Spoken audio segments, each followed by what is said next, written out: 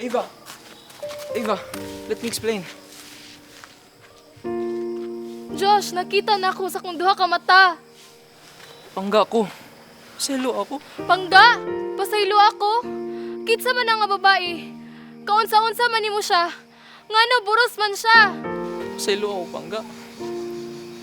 Selo ako kay punitupad sa atong mga plano. Kitanyag sa isa ng mga kauban.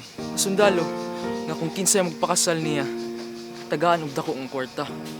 Nagpakasalan ko niya para pud matambalan ang sakit ni mama. Josh, kabalo man ka sa una nga kaya nato ni. Nganong wa man kaningon nga nasakit ang imong mama. Ngano man? Kay ngano, dali ra ko mabayloan kung kwarta na ang gistoryahan. Wala ko'y tulog. Dili ko mukaon kay sige kog pangita sa imuha.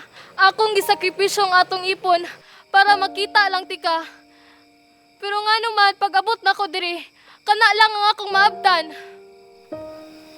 Paselo ako, Pangga. Pasin sa sunod nga kinabuhi. Pwede na.